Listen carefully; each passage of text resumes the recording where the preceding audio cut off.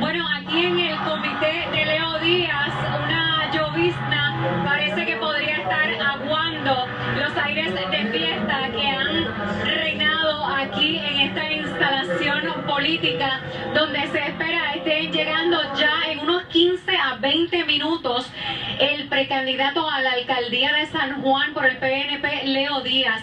Nos dicen que podría estar llegando entre 5:30 a 5:45 de la tarde. Fue lo que nos comentaron hace poco. En la tarima continúan proyectando los resultados de la primaria que colocan con un 51.2% el